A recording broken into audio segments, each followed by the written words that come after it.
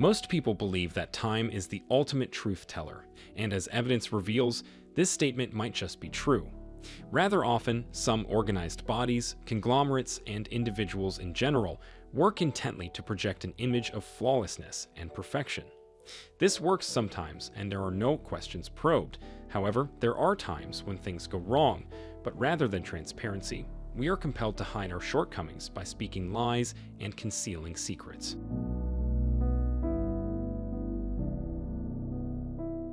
Over the years, there have been numerous conspiracies, controversies, and allegations leveled against the widely revered Roman Catholic headquarters, the Vatican.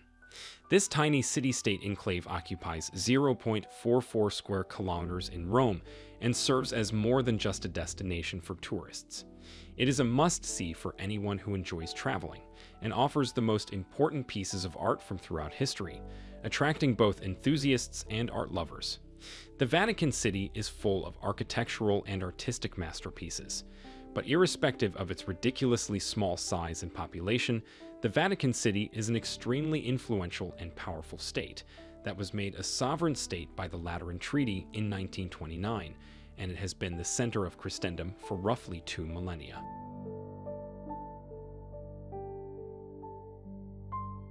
For Christians, the Vatican is one of the holiest locations on earth, as well as being the seat of the papacy.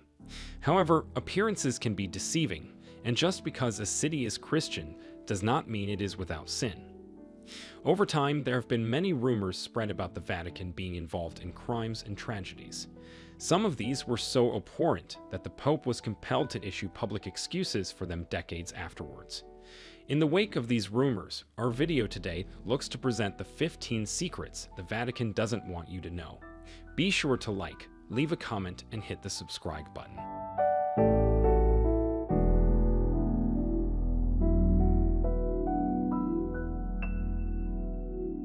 Did you know that when the Bible was initially translated from Latin to English by the Vatican in 1611, it contained roughly 80 books?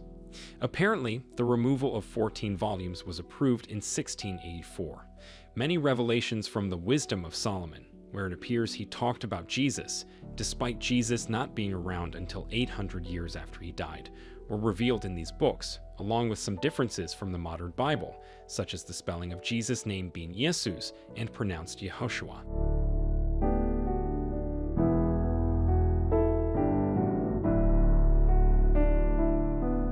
The Vatican Leaks controversy, also known as Vatican Leaks, is a scandal that started in 2012 with leaked Vatican documents that exposed corruption.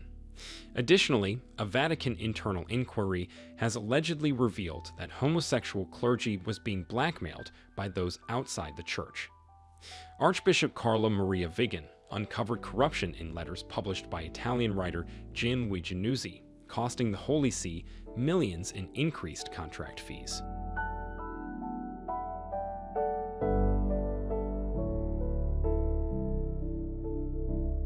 Where would you go if you had a time machine? It is rumored that the Vatican indeed keeps one hidden known as the chronovisor.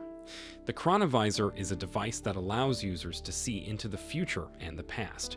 Although no record of such a device exists, some believe it is somewhere in the archives. According to Ernetti, the device, which could not only display but also record images, was developed in collaboration with leading scientists Enrico Fermi, who invented the first nuclear reactor, and Wernher von Braun, who invented the first space rockets. A Christ photograph appeared in the Italian magazine La Domenica del Corriere in 1972. Ernetti also published an original Latin transcription of Quintus Ennius's Lost Peace Theists. As expected, a lot of people have reservations about this rumor.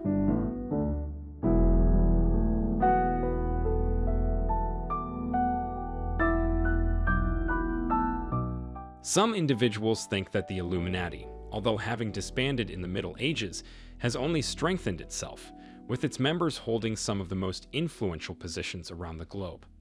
The Vatican is one such influential organization, and many of its well-known leaders are thought to be members of the Illuminati.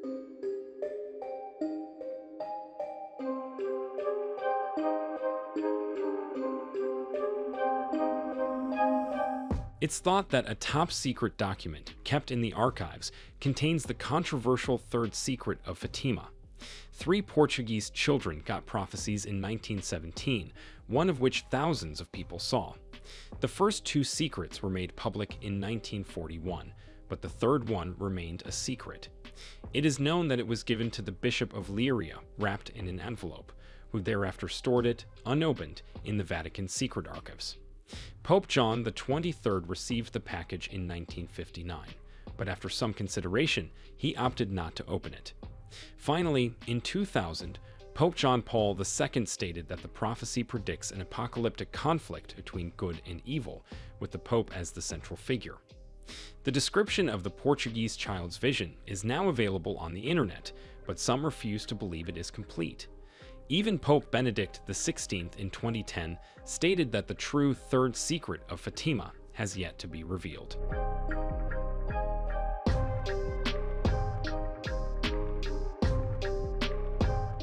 The Vatican is said to have the world's largest collection of pornography, according to the Copenhagen Museum of Erotica. The same is confirmed by National Review founder William Buckley Jr. and Professor Camilla Paglia, among other well-known individuals. While some believe this to be true, others regard it as just rumors with no evidence to back it. In any case, erotic art has a long history in the Vatican.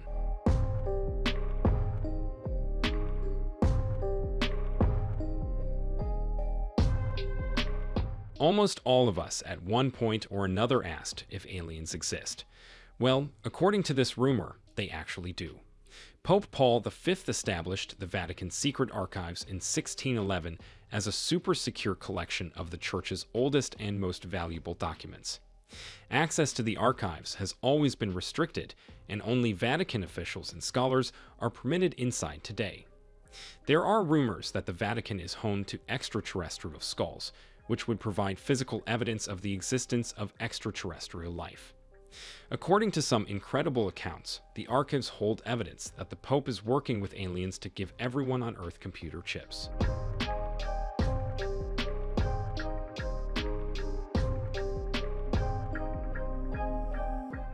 This secret is another one of the really absurd ones. The Catholic Church tried a guy who was already dead in 897 AD. Pope Formosus' posthumous trial, dubbed the Cadaver Synod, was presided upon by Pope Stephen VI, his successor. Despite having been deceased for 7 months at that point, Formosus was charged with usurping the papacy. The Pope's body was unearthed, dressed in clerical clothing, and presented before the papal court for the ruling. Even a deacon was chosen to speak on behalf of the deceased Pope. His 3 fingers of benediction were cut off, and all of his acts as Pope were proclaimed invalid. He was then pronounced guilty, and his body was dumped into the river Tiber, where the Romans had long dumped the bodies of their notorious criminals.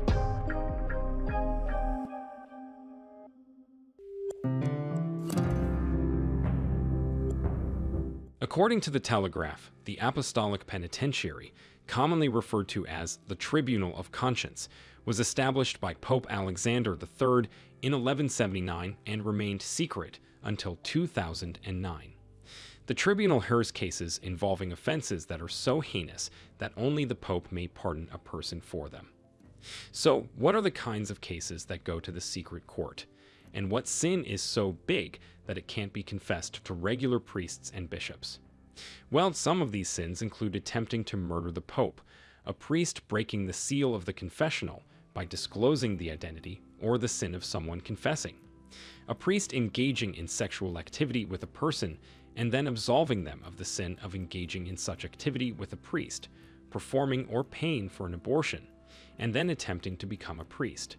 And the sin we find most intriguing is spitting out a communion wafer. The Pope then decides whether to grant forgiveness to the culprit or to uphold the excommunication law that follows such grave offenses. He does this by working through this tribunal and its chief, the major penitentiary. Thankfully, such situations are handled anonymously, since they are regarded as matters of conscience rather than matters of public interest.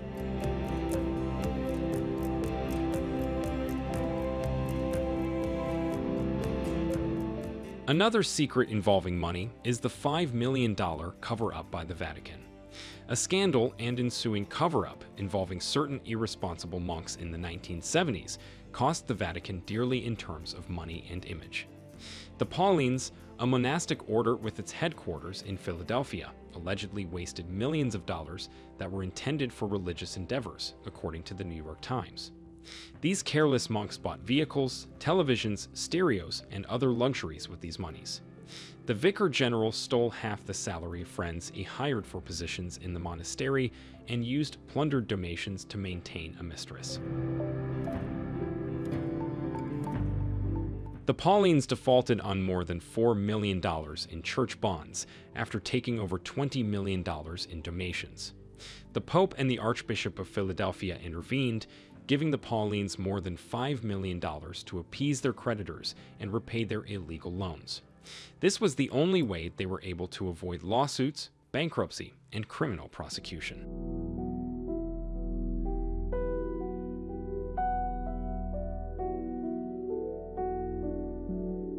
Now let's examine the Vatican Bank. There are numerous financial scandals involving this bank.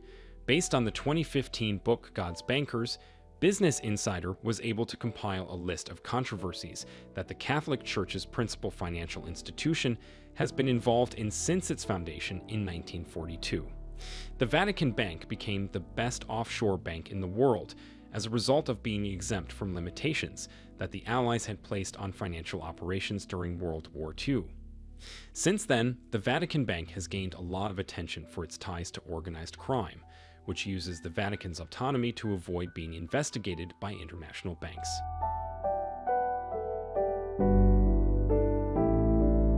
A priest was jailed in 2013 for allegedly attempting to use the Vatican Bank to smuggle millions of euros for the mob in the 1970s.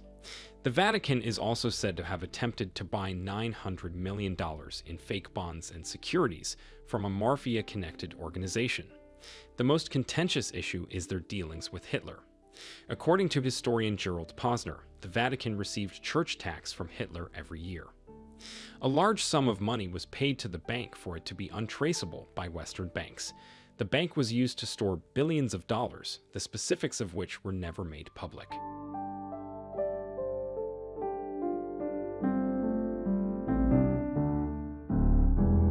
According to the BBC, the Vatican, the world's smallest country with only about 1,000 people, has the highest rate of crime of any country. This doesn't mean that the Vatican has a higher crime rate than any other country. Rather, it just means that there are more crimes committed there than in any other country, about 1.5 crimes per person. Hearing that the Vatican, one of the supposedly holiest places on earth, has a crime rate 20 times greater than Italy is startling. But to be fair, the vast majority of these crimes are being committed by the millions of visitors that pass through St. Peter's Square each year.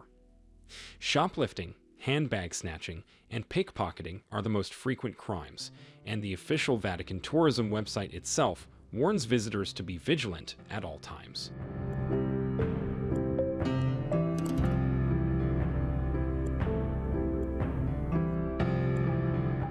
To make matters worse, after the Vatican assisted thousands of Nazis to flee Europe, they were also involved in smuggling Nazi-looted art, golf clubs, and other precious belongings of Jewish families. According to American journalist Gerald Posner, Bernardino Nogara, the Vatican's financial counselor, is thought to have been a Nazi spy. He is thought to have implemented a terrible strategy that permitted the Vatican to invest cash in Italian insurance firms that held onto the assets from the life insurance policies of the dead Jewish families. The Vatican did not have to repay any of the money it earned under the plan because it was only an investor and not a direct insurer.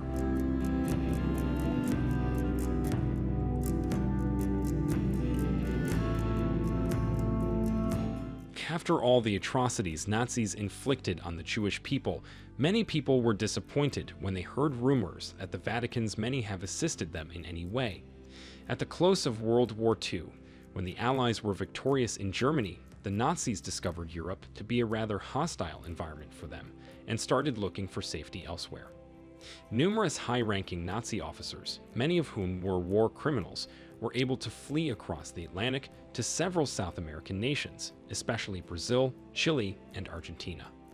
The majority of these fugitives were able to leave Europe by taking so-called rat lines through Spain or Italy. According to Gerald Steinacher, a Harvard researcher, some of the travel documents that ended up in Nazi hands were distributed by an overworked or occasionally overly sympathetic Red Cross, but many Nazi fugitives were knowingly helped by the Vatican. While it's likely that some Nazis were unwittingly helped by the Vatican in their efforts to get Catholic war refugees to safety, Steinacher contends the Vatican chose to aid Nazis because they had hoped for a revival of European Christianity and had a significant amount of fear of the Soviet Union's expanding influence. Without a doubt, the Vatican Refugee Commission intentionally gave bogus names to Nazi fugitives for whatever cause. The Vatican has persistently declined to comment on these incidents, and as of 2019, the secret archives have still not made the majority of the pertinent documents public.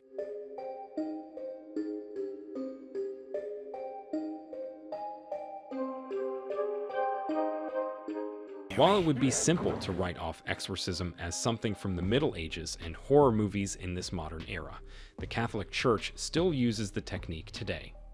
Father Gabriel Amorth, the former Vatican head exorcist who passed away in 2016, asserted that he had carried out an astounding 130,000 exorcisms during his career.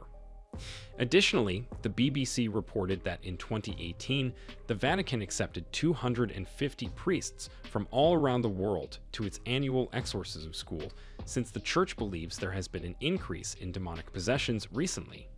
In the event of real spiritual disorders, even Pope Francis stated that individuals must not hesitate to consult an exorcist. Although exorcism is often disapproved because of its dramatic aspect and allegations of abuse during execution, such practices have been performed by popes in more recent times.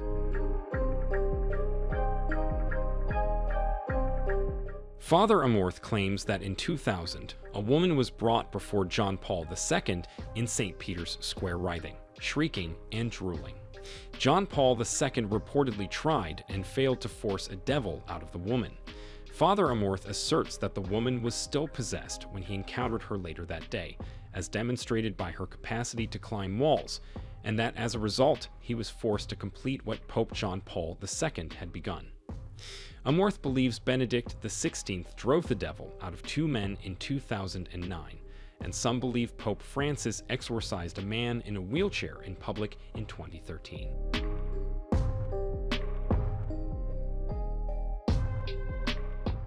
It is truly fascinating to find out all these secretive aspects of this highly revered body.